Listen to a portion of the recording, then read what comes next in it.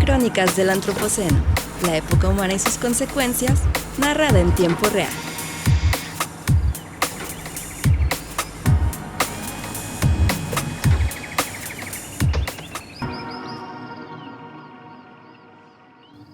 Hola, ¿qué tal? Y bienvenidos a Crónicas del Antropoceno. Yo soy Víctor González Quintanilla y hoy me acompaña Gustavo Ballester, el director, cofundador y codirector del Festival Internacional de Cine y Medio Ambiente de México, Cinema Planeta. Qué gusto tenerte aquí, Gustavo, en Crónicas del Antropoceno. Víctor, otra vez compartiendo micrófonos contigo y feliz de estar aquí en el marco del Festival de Cine de Guadalajara en este año 2023. Exactamente, esta es la semana del Festival Internacional de Cine en Guadalajara 2023, el 38ª edición del festival, del FIC, aquí que se lleva a cabo, que organiza la Universidad de Guadalajara. Y como sabemos, Crónicas del Antropoceno aborda los temas de la crisis ambiental, pero narrados en tiempo real, desde adentro, viviéndola, cómo lo vivimos los que la enfrentamos y cómo la enfrentan las personas en diferentes partes del mundo. Y esa es también una de las finalidades, el objetivo principal del Premio de Cine Socioambiental, que también organiza el Museo de Ciencias Ambientales, que alberga e impulsa este podcast. De hecho, si nos estás viendo a través de YouTube, verás que estamos una vez más aquí en el edificio que albergará el Museo de Ciencias Ambientales, que ya está casi terminado. Estamos a punto de empezar las primeras actividades aquí. Vamos a tener una sala de cine para tener cine socioambiental ya permanente durante todo el año, pero hasta el momento lo que tenemos desde hace 15 años ya, también 15 años Cinema Planeta, sí, hemos tenido la muestra de cine socioambiental, esta muestra que impulsa el doctor Eduardo Santana, director de este museo. Desde hace 15 años empezó con una película, después 2 o 3, y hace 7 años encontramos a los aliados perfectos, a Cinema Planeta, que Gustavo Ballester y Eleonora Isunza dirigen este festival que se lleva a cabo en Cuernavaca y ahora últimamente también en la Ciudad de México, un festival competitivo con diferentes secciones en donde se muestra, y esta frase, si me han oído, no me dejarán mentir, siempre la cito de ustedes: cine con forma y fondo. ¿Qué es lo que ofrece Cinema Planeta para platicar también por qué somos aliados? Claro, pues es igual un festival de cine cinematográfico en donde, claro, con este tema de medio ambiente como eje central y como columna, pues nos permite hacer una curaduría de películas, como alrededor de 70, 80 películas al año, divididas como en 10 secciones diferentes, en donde exploramos pues diferentes temas, ¿no? Desde cambio climático, seguridad alimentaria, reciclaje, el agua, los océanos, la contaminación, la basura. O sea, te da una cantidad impresionante de temas para programar películas, principalmente documentales. Y justamente tenemos este formato que al final pues hacemos cine debates al final, ¿no? Preguntas y respuestas con científicos, con los directores de las películas, es decir, generar un espacio de reflexión y acción para impulsar a nuestro público a un cambio de hábitos, ¿no? Es decir, es un festival que tiene forma y fondo, ¿no? O sea, nosotros también creemos que mucha de esta educación tiene que ser hacia los jóvenes, hacia los estudiantes.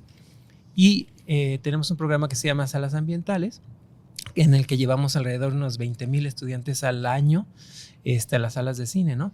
Y ahí también se genera mucho conocimiento y estamos también generando, pues ahora sí que nuevos jóvenes, el futuro, pero de gente que tenga esta sensibilidad. Y una película tiene ese poder, ¿no? O sea, ese poder de llegarte al fondo del corazón y cambiar hábitos, ¿no? El poder del cine para darnos cuenta quiénes somos como sociedad, para ver los problemas que vivimos aquí y en otras partes del mundo que muchas veces se repiten en diferentes manifestaciones, pero son problemas que enfrentamos como especie.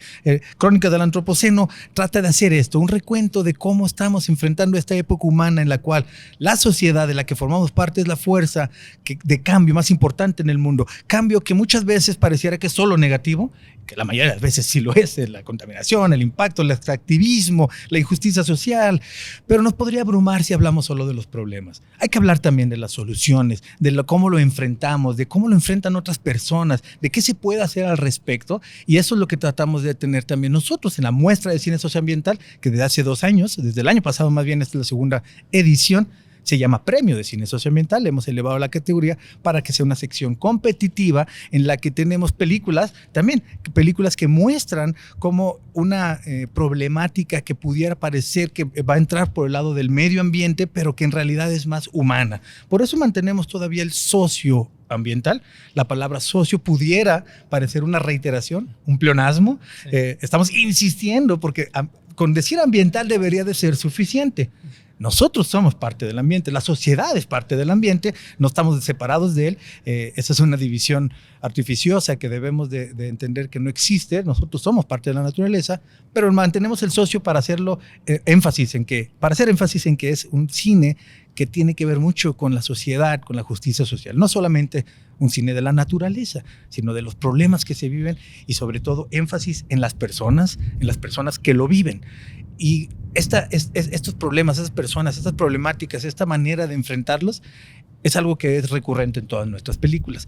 Por ejemplo, una de las películas que está en competencia dentro del Premio de Cine Socioambiental de este año en el festival en FIC 38 se llama Ciudad a la Espalda, y tenemos el honor y el gusto de tener aquí con nosotros a la directora Paola Rodas. Muchas gracias por acompañarnos, Paola.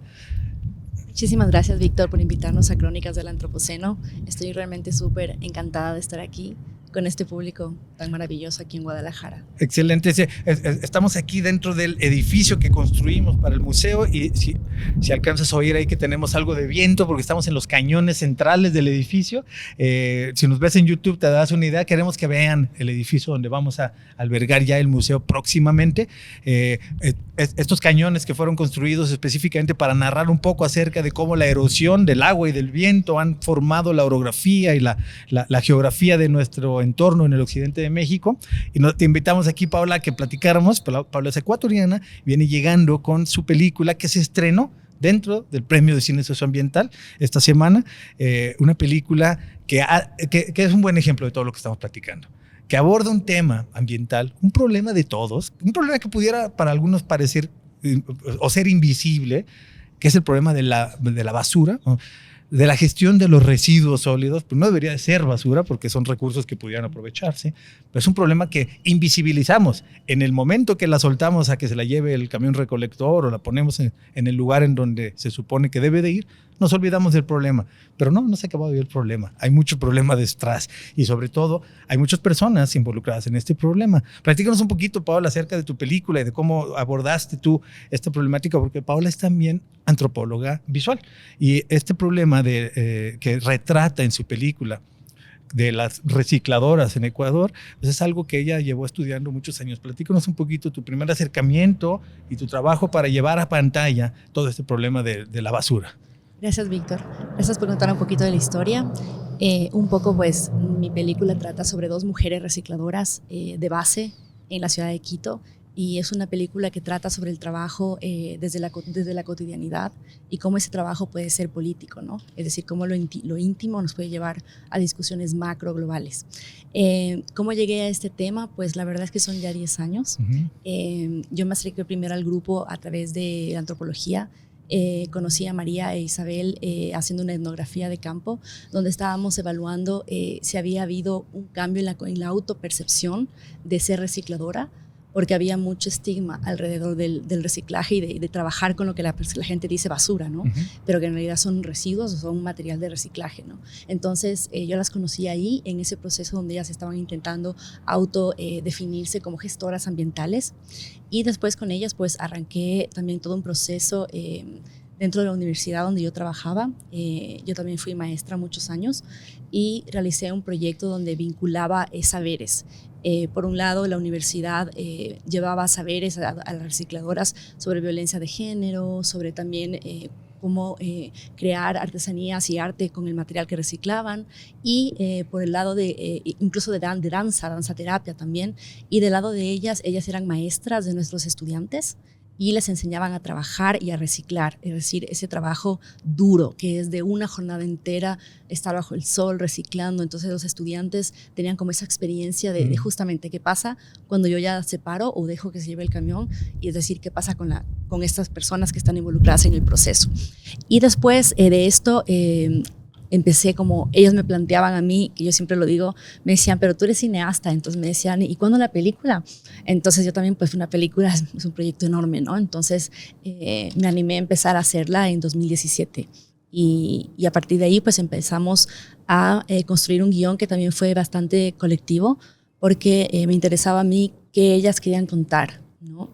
Entonces primero hubo como un enfoque como muy institucional y ellas me decían, no, queremos como que queremos que la gente nos dé el material más limpio, queremos que la gente apoye más, pero luego nos dimos cuenta que de fondo había un gran interés por romper el estereotipo de la basurera, de la minadora, porque allá en Ecuador les dicen respectivamente minadores, como acá quizás la palabra equivalente serían pepenadores. Pepenadores, sí. Y era como ellas dejar de sentirse basureras o minadoras y empezar a sentirse justamente gestoras ambientales. Entonces, no sé si me alargo, me avisas. No, y bueno, verá como que había como unos ejes de opresión que interseccionaban en las vidas de ellas. Entonces estaba como el tema étnico también muy fuerte, porque las protagonistas son personas indígenas de zonas rurales que van a Quito, a la capital, y tienen que, por su propia situación étnica, meterse en estas economías sumergidas, ¿no? Como en el reciclaje, en su labor informal, ¿no? Interesar con intermediarios y todo. Entonces había como este gran eje. También teníamos el eje de género, es decir, eran mujeres empobrecidas y también jefas de hogar. La mayoría eran madres solas, ¿no? Y esto como nos descubrimos en el trabajo etnográfico que el reciclaje en Ecuador y en Latinoamérica es un trabajo feminizado. Lo realizan la mayoría mujeres y la mayoría jefas de hogar. Entonces la película también cuenta como las mujeres en estos espacios sin hombres, ¿no? Que realmente no están en los hombres en esos espacios, ¿no? Entonces, y el tercer eje era justamente cómo cambiamos la percepción del reciclaje desde esa mirada de la pornomiseria, ¿no? Es decir, como estas mujeres en la basura hurgando, lo enfermo, etcétera. Entonces, justo la película como que trató mucho de cuidar cómo se veía ese material. Y también jugamos mucho también con el tema del agua también. Desde el principio de la película, nuestros personajes es muy interesante porque alguien puede decir, trabajan con la basura, pero tienen todo un ritual de belleza y de limpieza antes de salir a trabajar con lo que la gente llama erróneamente basura. Entonces desde ahí están en constante contacto con el agua cuando cocinan los alimentos. También hay una toma muy linda en un río cuando ellas viajan a uno de los basurales más grandes de Ecuador, que es en La Maná. Hay una toma muy bonita donde están en un basural, o sea, bonita en el sentido de que son nuestras protagonistas maestras yendo a enseñar a compañeras que están en situaciones muchísimo más precarias porque no trabajan en la capital ni tienen acuerdo con empresas que les den el material más limpio, sino es ellas con esa preocupación ir a los basurales y decir a sus compañeras como, compañeras, se puede salir de aquí, vamos a salir, aquí podemos enfermarnos y morir, ¿no? Entonces desde ahí como que todas estas aristas y hay muchísimas más. Sí, ¿no? sí, sí. Yo quiero decir, bueno, y vamos a dejar como siempre en la descripción del episodio la página web y la información de la película para que ustedes estén pendientes y la pueden ver si llega a su ciudad en su momento. Aquí apenas se acaba de estrenar, digamos, es la primera corrida que se va a empezar a dar, pero la recomiendo mucho, Ciudad de Las para que la vean. Pero me gustaría platicar contigo, Gustavo Ballester, director de Cinema Planeta, este festival que lleva 15 años. Algo muy importante que yo creo que es un común denominador, el cineasta, el tema, cómo llevar a pantalla este problema para que la gente lo pueda ver, entender a través de emociones, sensaciones, crear ideas y crear cambio, crear una manera de cambio de conducta, porque al final de cuentas estás tratando un problema que tú lo dijiste al final de tu película, en el conversatorio que se dio en la sala. Es un problema de todos. Ellas están resolviéndolo de una manera, pero en realidad es un problema de todos. Esa basura la generamos todos. Aquí en esta ciudad en donde estamos grabando, en Guadalajara, generamos todos los días 7,500 toneladas de basura. Cada día. Es una montaña que no cabría en todo el patio que tengo aquí detrás de mí. No cabría ahí la montaña, porque lo intentamos. Hablamos con el experto y nos dijo de qué tamaño sería la montaña. Es un problema mundial. Bueno, ¿cómo llevarlo a pantalla y podérselo platicar a las personas en pocos minutos? La entrega que tiene que tener el cineasta, ¿no? Esto es algo que podemos decir que es algo característico de este tipo de cine.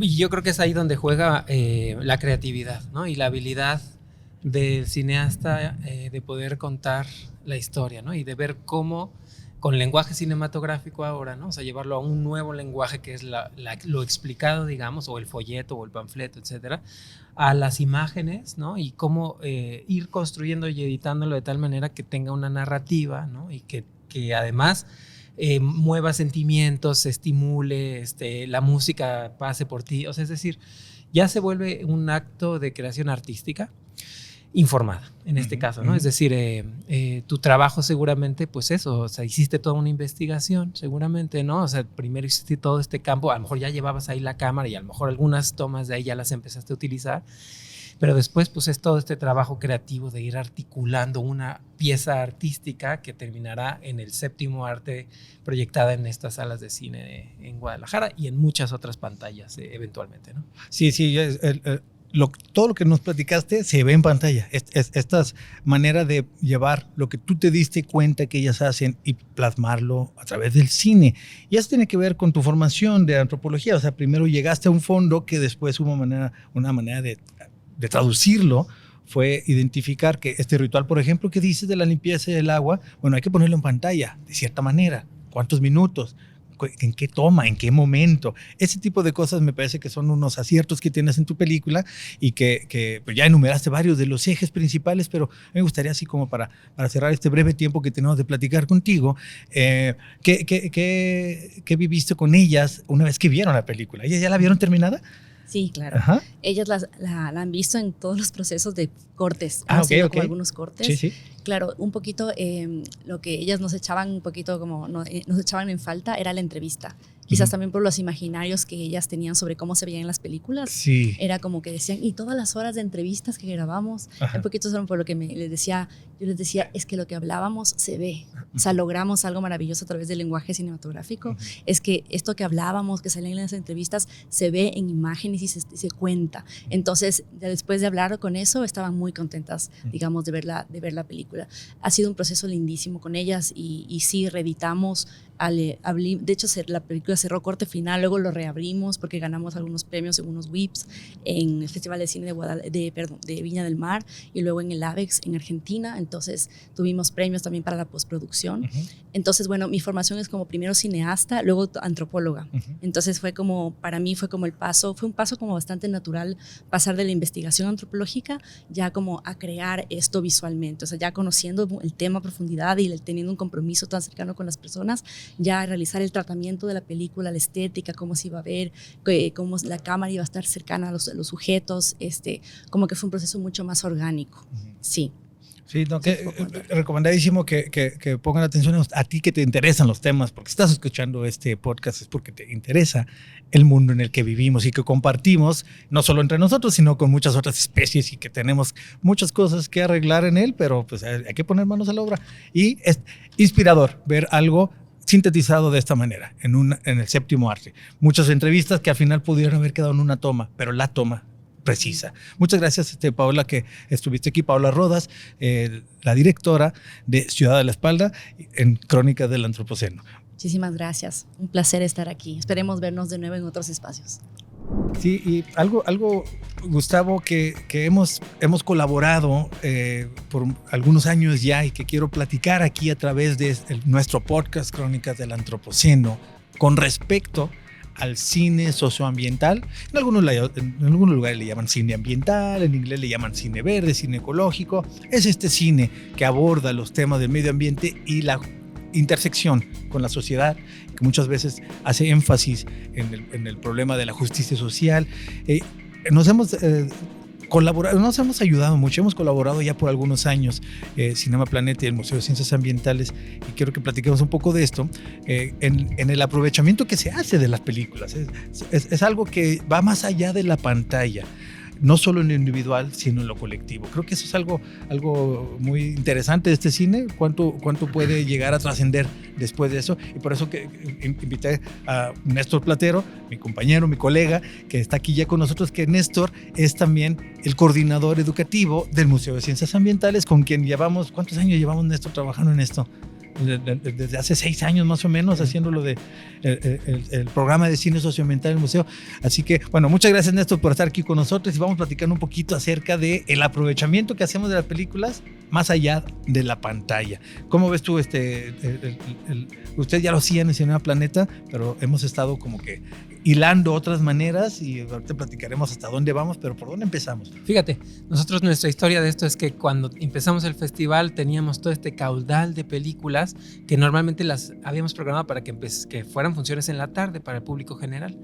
Y de repente nos cae el 20 de que en las mañanas teníamos todas esas salas vacías sin ocupar. Invitemos estudiantes, ¿no? O sea, aprovechemos que ya tenemos esas películas y traigamos a los estudiantes. Y el primer año, en el 2009, nos visitaron como unos 1,200, 1,500 estudiantes. Entonces empezó ahí a surgir como ese proyecto que después creció y creció y creció, que luego tomó nombre Salas Ambientales y que eventualmente llevó a las salas de cine hasta 30,000 estudiantes en una edición. Ya necesitábamos ser en 3 ciudades porque ya era demasiadas personas, etcétera, ¿no? Pero nos dimos cuenta que poco a poco ese proyecto empezó a transformarse en uno de los más trascendentales e importantes del festival, de los que dejaban más beneficio del festival porque estábamos transformando a las generaciones. Luego te encontrabas un joven que años después te decía, yo aquel día que vi esa película de Cinema Planeta, me cambiaron la vida, y yo que pensaba estudiar arquitectura, terminé estudiando ciencias ambientales o terminé siendo cineasta. Entonces te das cuenta cómo tú ibas moldeando a los nuevos jóvenes con una pequeña sesión de cine en una edición de Cinema Planeta, ¿no? Entonces esa evolución luego nos llevó a llevarlo a las plataformas, ¿no?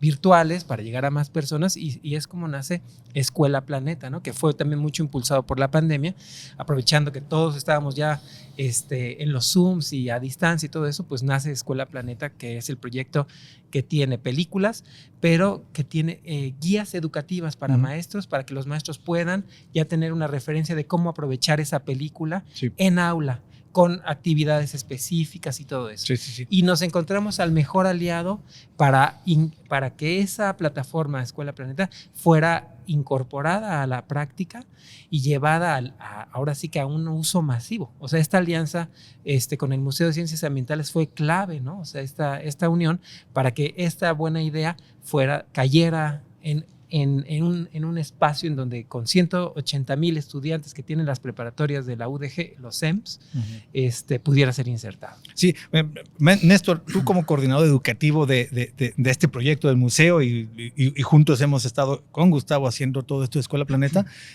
platícame un poquito acerca de esto, del aprovechamiento más allá de las aulas, pero también desde tu formación, tu primera carrera, pedagogía fue, educación específicamente. No, geografía. Geografía fue la primera, pero después educación. Ok. ¿Y también un posgrado? Educación ambiental. Educación ambiental. Es más o menos la formación que ha llevado aquí a nuestro compañero Néstor.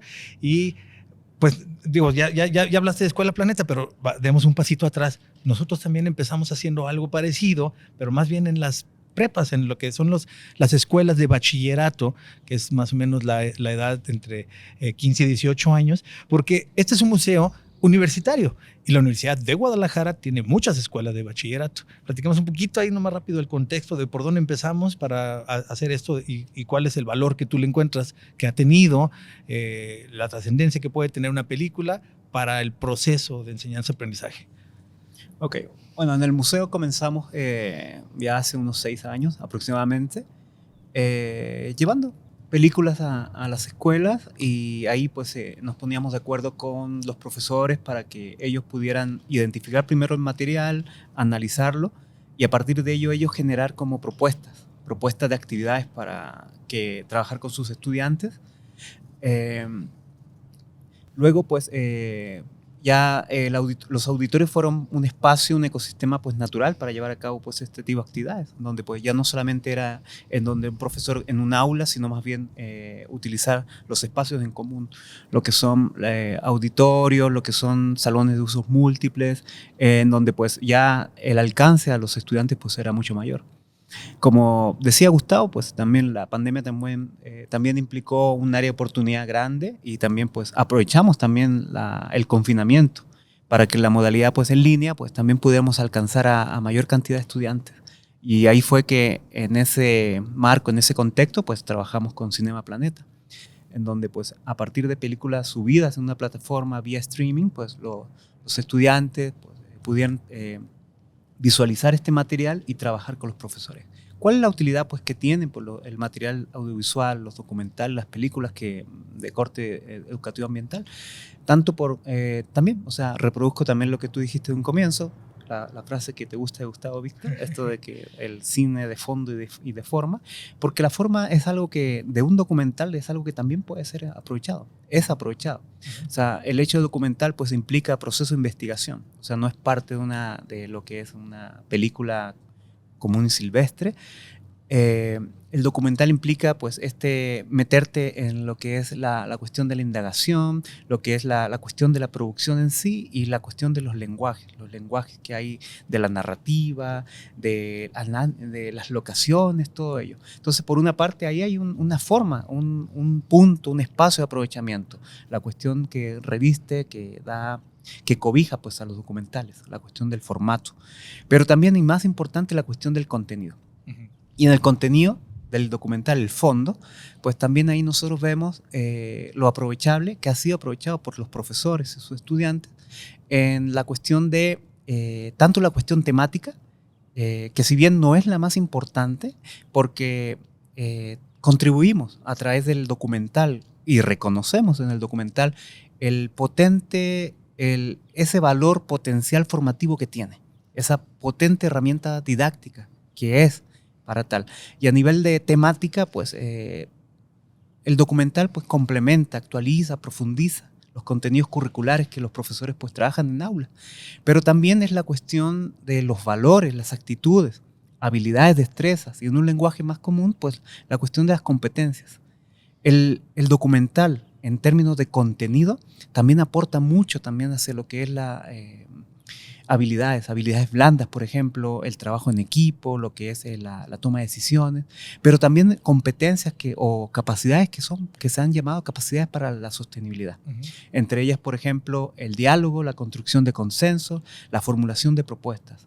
Entonces, pues el documental socioecológico tiene ese valor formativo, que no solamente también trabaja la cuestión intelectual, la cuestión que tiene que ver con lo meramente racional, sino que también, y más importante, y cada vez también empieza a posicionarse la cuestión socioafectiva, la cuestión emocional, los sentimientos, y también la cuestión las respuestas sensoriales que nosotros tenemos.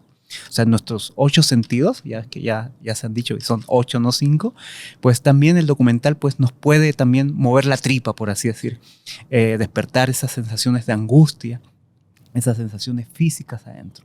Entonces, pues en resumidas cuentas, pues es una herramienta pedagógica, una herramienta didáctica que ha sido de utilidad en todo nivel formativo, tanto de primaria, secundaria, preparatoria, bachillerato y nivel superior. Sí, también de carreras que ya están especializándose, incluso postdoctorados vienen a nuestras películas, investigadores les gustan también escudriñar por ahí los temas que abordan las películas y pues bueno, aterrizándolo a esto del aprovechamiento educativo que estamos haciendo a través del cine con forma y fondo para estudiantes de México en Escuela y Planeta, pues hemos ya visto que funciona muy bien, ¿no? Al principio era llevar una película a una escuela y ponerla en un salón, después en un auditorio, pero ahora en una plataforma hemos llegado entonces a ¿cuántas personas están? ¿Cuál ha sido la interacción? Mira, en 2 años hemos alcanzado ya casi 70,000 estudiantes, solamente de la Universidad de Guadalajara. Ok.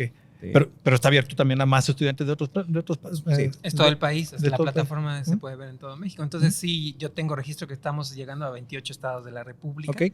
México tiene 31 estados, entonces 28. Prácticamente estamos cubriendo toda la República Mexicana porque en cada uno de estos estados alguien con su escuela se mete y aprovecha las películas y las guías pedagógicas que acompañan cada película. Cualquier profesor puede, si tú nos estás escuchando y eres profesor de bachillerato o incluso de cualquier otro nivel, puede que te interese usar el cine como herramienta para platicar de los temas. Y bueno, más allá de la pantalla, otra vez, la misma frase que le pregunté a Paula Rodas y que platiqué contigo antes, se la pongo aquí a Néstor. Y más allá de la pantalla, sobre todo con los profesores, porque están muchos los profesores aliados con los que hay que hacer este trabajo. Empezaste explicando eso, es el profesor el que ve la película e identifica qué de esa película puede poner en el aula más allá de la pantalla. ¿Alguna experiencia que hayas tenido aquí ya nomás para cerrar, digamos, el tema? Sí, mira, más allá de la pantalla tiene que ver con una cuestión de un cambio de paradigma en términos de lo que es el aprovechamiento educativo. En un primer momento había la acepción del aprovechamiento escolar en donde utilizando, por ejemplo, un recurso, en este caso el documental, literal, o sea, el profesor pone la película y luego un cuestionario sobre el contenido de la película. Hay un nuevo cambio de paradigma respecto a eso.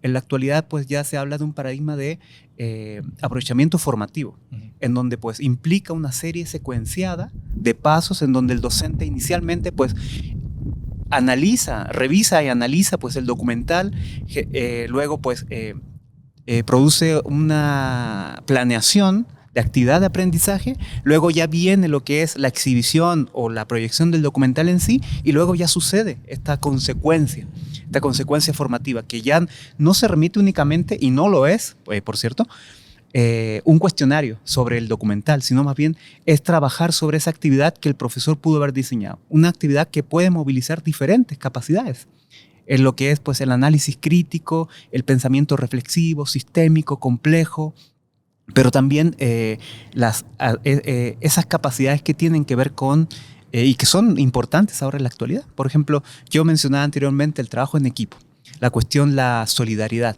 Son elementos, estas habilidades blandas que son importantes pues también trabajar. Y cuando los estudiantes pues están trabajando esto, adquiere mucho más peso el haber trabajado pues con un documental. Que un peso que trasciende mucho más allá pues, de lo estrictamente temático para ir a algo pues, de la formación.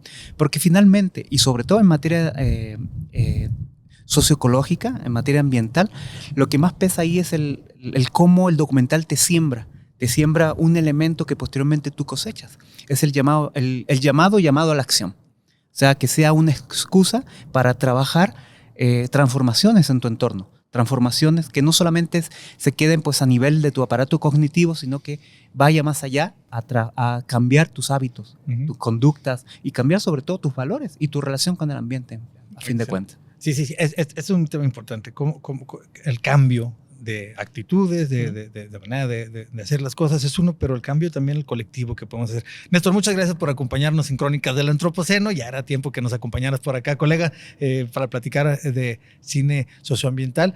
Y sigamos platicando un poquito más, Gustavo, de esto de el cambio, lo que se puede generar en las comunidades, porque ¿sabes qué? También dentro del Premio Cine Socioambiental y como función especial tuvimos durante los últimos meses una convocatoria, para lo cual quiero platicar un poquito aquí con Fernando Sousa, que nos acompaña. El Museo de Ciencias Ambientales ha colaborado ya por varios años ya y en diferentes proyectos con el Centro Calas. Calas es ayúdame a explicarlo, Fernando de Sousa, la presento. Fernando de Sousa es integrante del Centro Calas y también estuvo dirigiendo, participando en toda la organización del concurso de cortometrajes del que les queremos platicar. Quiero que lo veas, Gustavo, porque vamos a presentarlo próximamente y estará en línea para todos los que nos están escuchando. Para el momento en que sale este podcast ya va a estar en línea para todos los que lo quieran ver, pero antes que nada, gracias por acompañarnos, Fernanda.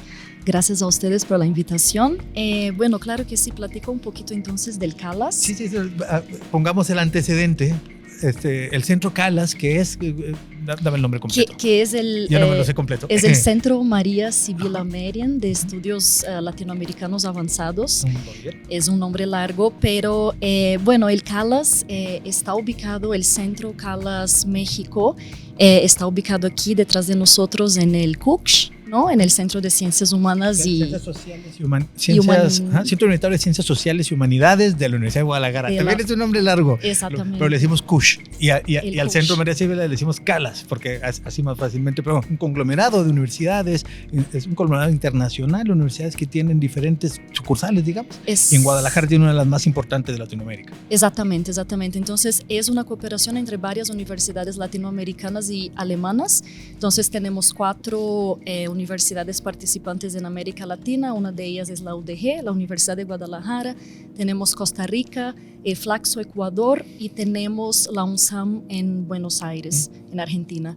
Y esas universidades pues tienen su contraparte alemana, por así decírselo, y el objetivo del Calas, ¿no? Es fortalecer entonces los lazos académicos, pero no solo académicos, entre Alemania y América Latina, y trata incluso de acercar un diálogo más académico, pero también de un público que no sea exactamente académico, ¿no? Entonces tenemos publicaciones, tenemos eventos, congresos, lanzamos convocatorias que también tratan de involucrar una sociedad civil más engajada, o sea, con sus activismos, con sus voces. Entonces el centro Calas trata de traer también aspectos interdisciplinarios y transregionales a esos espacios, ¿no? Entonces, por eso mismo tenemos esa convocatoria, que seguramente ahorita vamos a hablar un poquito más, pero así, muy resumidamente, ese es el CALAS, y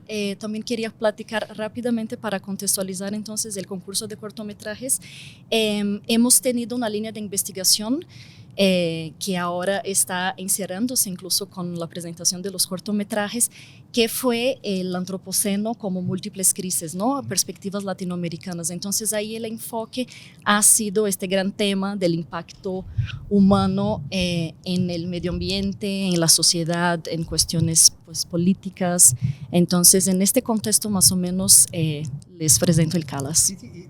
Y por ahí entonces fue que hicimos esta colaboración. Crónicas del Antropoceno busca platicar de esta crisis climática narrada desde adentro, invitando a investigadores, artistas, miembros de la sociedad civil organizada, y la confluencia que se da en el Centro Calas de todos estos nos ha sido muy provechoso a los dos, porque hemos tenido varias colaboraciones, y una de ellas es precisamente este concurso internacional de cortometrajes que se lanzó desde el año pasado, desde 2022, una convocatoria bastante amplia, buscando un cierto tipo de películas. Y regreso a lo que decíamos, el cambio, la colaboración, ya no nomás el cambio individual, sino cómo enfrentar los problemas en comunidad.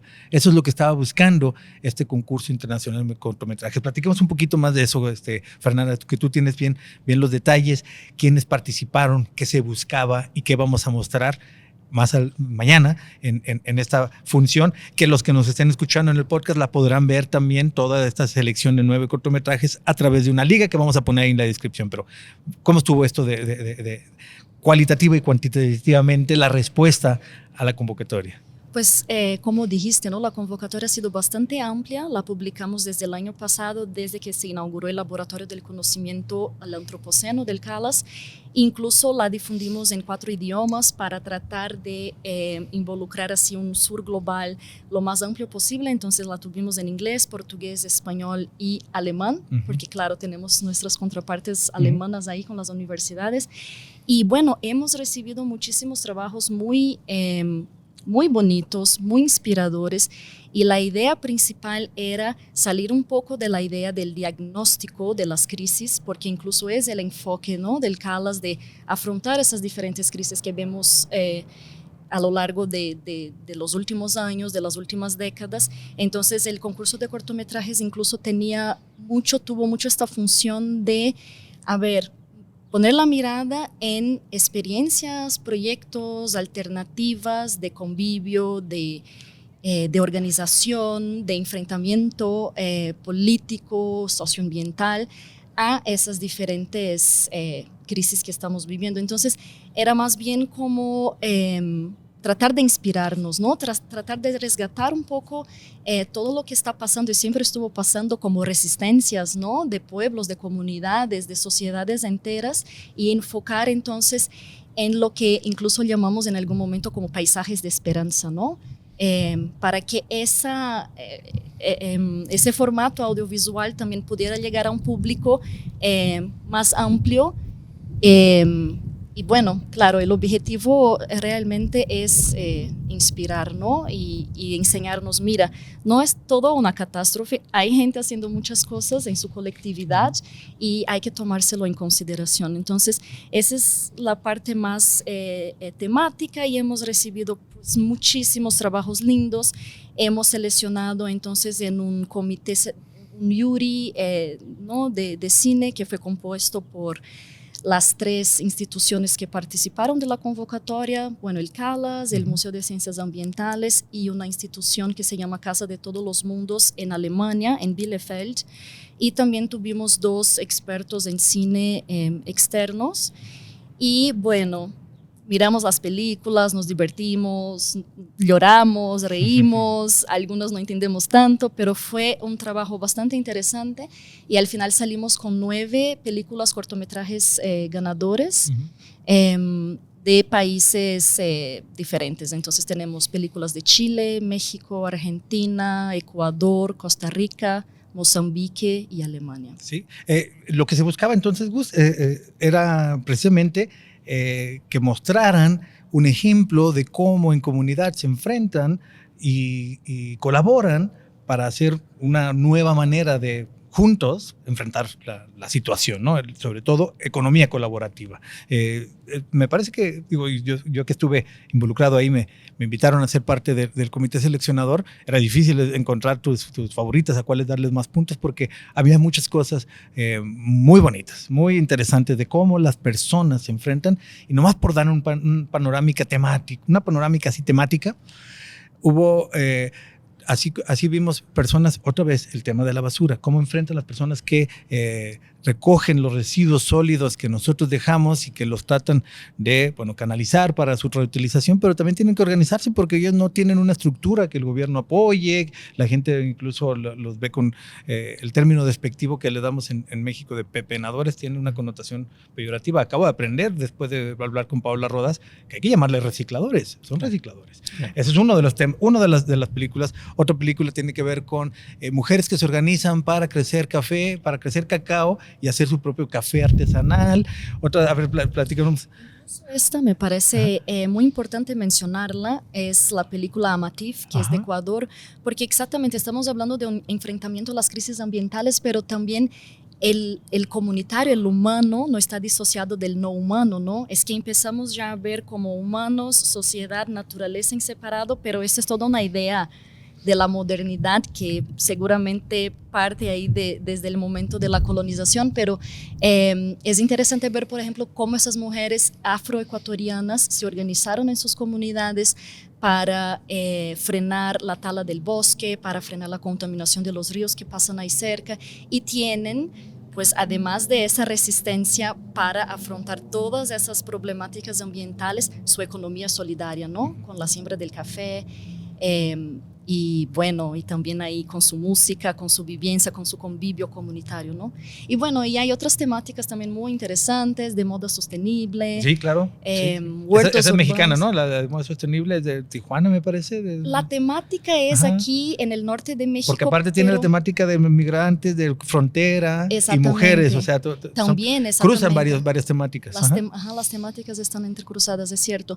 Pero esa, fíjate que la directora es alemana, entonces entró como, es una película la que representa entonces Alemania. Tenemos incluso representaciones locales, ¿no? Tenemos aquí una película de Guadalajara que habla sobre huertos urbanos. Bueno, lo que ustedes habían dicho, ¿no? De la basura también, de colectivos ahí en Argentina, que son una cooperativa de reciclaje. Y eso todo es muy interesante de ver cómo solo se da también con el elemento social, ¿no? Entonces están ahí muchos temas de enfrentamiento al racismo, pero también de las crisis ambientales, pero también de la colectividad. Entonces eso es todo una complejidad de cosas que hay que llevar en consideración al momento de pensar soluciones al momento que estamos viviendo, ¿no? Claro.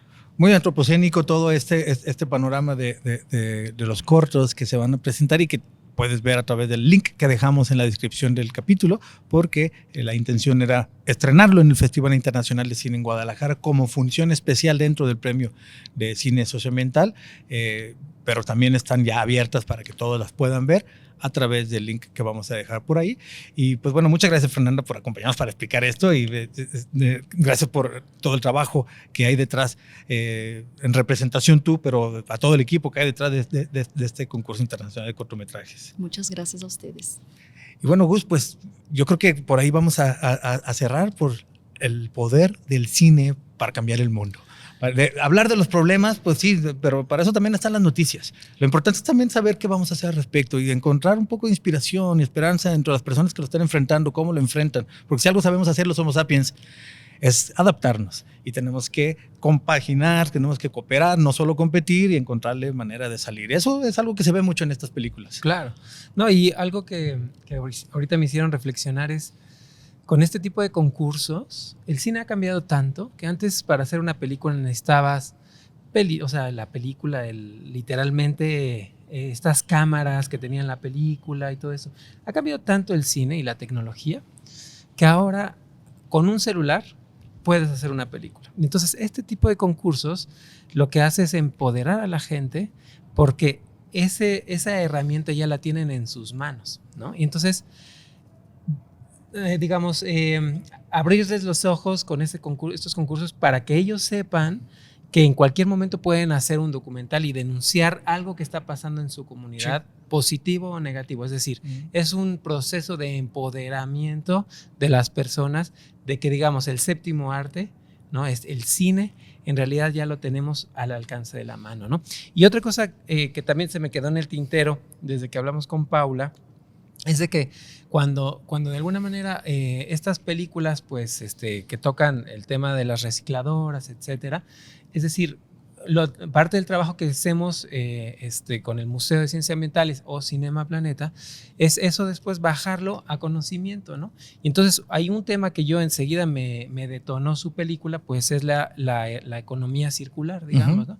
Y eso es algo que ya después se toca o se enseña después de ver la película y le haces entender a las personas que efectivamente no es basura lo que estamos desechando, son cantidad de materiales que podrían fácilmente reincorporarse a la cadena de uso, y entonces es como darle una vuelta a la película para regresar a transformarlo a conocimiento, y que ese conocimiento es el que empieza a cambiar a las sociedades, ¿no? Entonces esos dos temas siento que se me habían quedado un poco en el tintero y que quería sacar a colación como parte de las conclusiones de esta charla. Sí, claro, porque el problema ahí sigue, pero ¿y qué vamos a hacer al respecto? No vamos a querer seguir teniendo ese problema por siempre. Hay maneras. Entonces, viendo también el problema, viendo cómo tiene la repercusión, vamos a salir de él y vamos a pensar en propuestas para el futuro, en cambios actitudinales, personales, individuales. Y este cine trata de darnos una idea de eso. Y nuestro trabajo, tanto en el museo como en Cinema Planeta, en esta plataforma Escuela Planeta, pues es eso, darnos una idea de qué vamos a hacer al respecto. Es un problemón, sí lo es, pero también de ese tamaño y de esa amplitud son las respuestas que podemos tener ante los problemas. Pues bueno, Gustavo Ballesté, cofundador, codirector de Cinema Planeta, el Festival Internacional de Cine y Medio Ambiente de México, Cinema Planeta. Qué gusto tenerte en Crónicas del Antropoceno. Ya teníamos muchas ganas de que estuvieras, y ahora que estás aquí, aprovechando que viniste al Festival Internacional de Cine en Guadalajara, dije, tiene que estar aquí con nosotros como cronista del Antropoceno, porque qué mejor crónica del Antropoceno que una película socioambiental. Es una crónica perfecta de uno de los problemas del Antropoceno. Te agradezco mucho, mi hermano, Víctor, mi amigo, que estemos aquí, colega, compañero, amigo. Vayamos a seguir viendo cine, platiquemos un poquito más de eso y continuemos con esto, porque los problemas de socioambientales son también motivo de creación artística, de reflexión, de colectividad.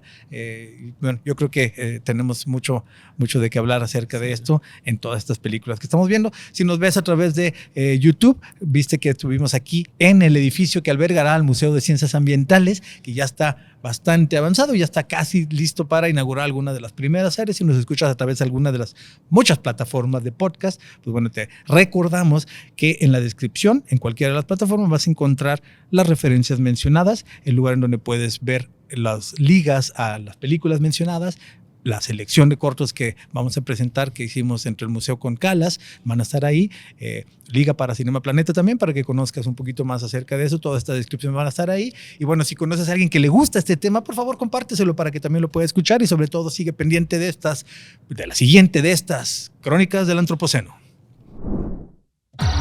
Esto fue Crónicas del Antropoceno, una producción del Museo de Ciencias Ambientales de la Universidad de Guadalajara. Gracias por escuchar.